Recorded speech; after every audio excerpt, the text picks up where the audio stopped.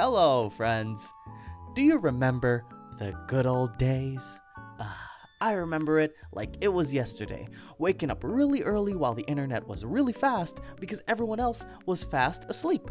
And I'd watch Yu-Gi-Oh! Parts 1 through 4 on this new and revolutionary site called YouTube, having some trouble because some of them were in Spanish, but continuing to go on just because I needed my anime. These days really felt like the wild, wild west of anime, where you'd take it anywhere you can get it, be it from DVDs, YouTube AMVs, or even from some less than legal sites out there, but I'd take it all. Now, it's pretty interesting where I grew up, and this might not be the same experience for everyone out there, but almost all the guys my age watched anime. Well, I guess it's because of all the anime on TV, sometimes dubbed for local TV, and I was sitting there in front of this TV, listening to this language I hardly understood because I didn't speak it very well. Okay, there are like 180 different languages in the Philippines or something, so don't look at me like some kind of unpatriotic scum, but I have to admit, I still suck at speaking the national language. But anyway, this meant that anime was everywhere, all around me growing up, and it really did feel like everyone I talked to when I was a kid was either a die-hard anime fan or at least an anime casual, and that really helped mold me into the brick I am today. But this all changed when I was in 6th grade, and I made the most groundbreaking discovery of my life. Yes, girls! Who even knew that there were girls around here? I was just minding my own business, living in my little anime bubble, and suddenly I realized that girls have been all around me all this time. But there was one moment that made me realize the most heartbreaking fact of them all. I was just sitting in my chair, waiting for the next class to start, doodling on a little piece of paper, when I realized my Naruto drawing was really freaking cool. I was getting so hyped, adding cool spiky hair, just having an absolute blast over here, and then a girl from my class comes over and asks me, "Hey, what's that?" And I just looked up at her like she was some kind of mole person living under a rock her whole life, and I was like, it's Naruto? Like, how does she not even know that? And that was the moment I got the look. If aliens ever came to the planet Earth and we had but one chance to intimidate them and scare them off when the fate of humanity is on the line, I nominate we put a girl out there to give the look, to put the fear of God into the souls of all alien life.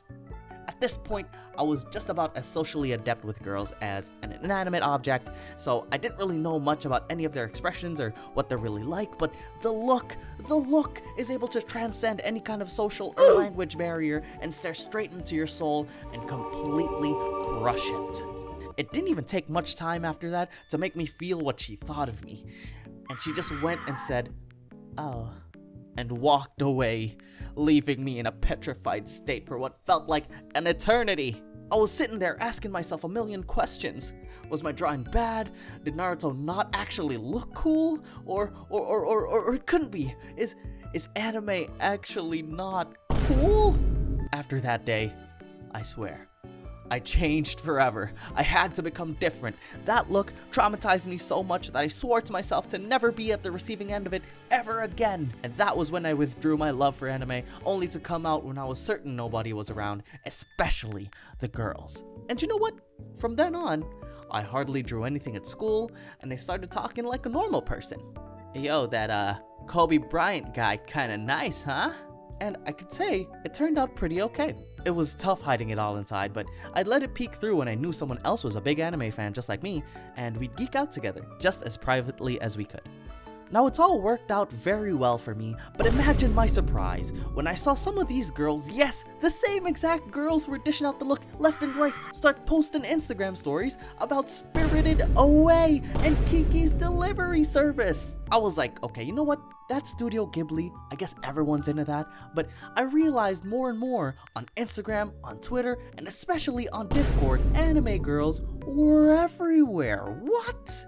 I couldn't believe my eyes. I wanted to scream out, yo, are you guys okay? You should probably be careful. We gotta calm down with this anime stuff, or we're gonna be shunned from society. But then again, and again, I see people professing their love for anime, which brings us to the present day. I guess it's cool to like anime now? Well, I guess from what I've seen, it really is fully cool to like anime now, and I've even heard Joey from Trash Taste say that people are getting bullied now if they don't watch anime, and it certainly feels like some kind of fantasy land upside down, opposite day shit to me, and I just find it so hard to believe. It really makes me want to find out what the timeline was like to make anime the cool thing to like today. Well, I'm sure there must be an infinite number of timelines that created an infinite number of multiverses where you could still get crucified for being an anime fan, and it really does make me wonder what set off the butterfly effect that got us to this anime-loving fantasy land that we're enjoying today. Well, if I had to give my very anecdotal take on it, I think a lot of the people who are now cool in society, like the basketball players who love Dragon Ball, to pop artists who love Ghibli films and Pokemon, even to Kanye West, the enigma that still mystifies people and has had a chokehold on what's cool in fashion and culture for the longest time, has Akira as his favorite movie of all time.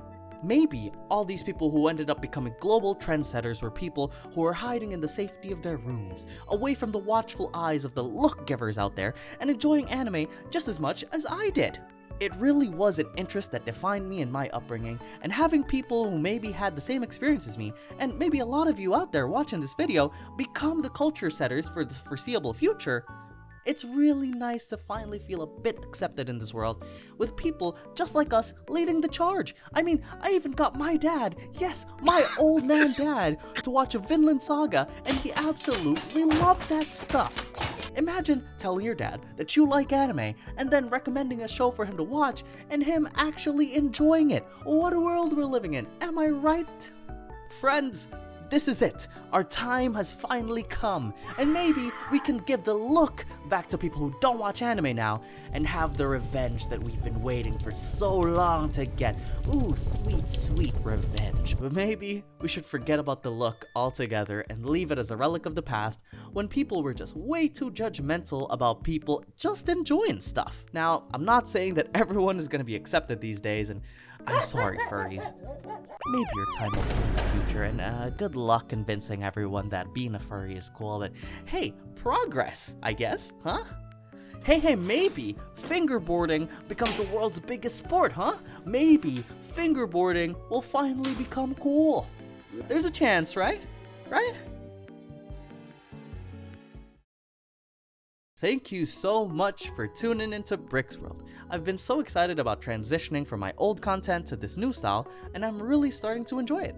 And working with Uzi to make all this great art to help me tell all these stories and put them out there. I'm going out on a limb to make some pretty niche content which not everyone is going to enjoy, but I really think it's a great way to set up a path and format for me and the viewers to easily follow for this channel. Look out for more content like this, and check out Uzi's Instagram for her art. And I hope all of you had a great time, my friends. See you next time!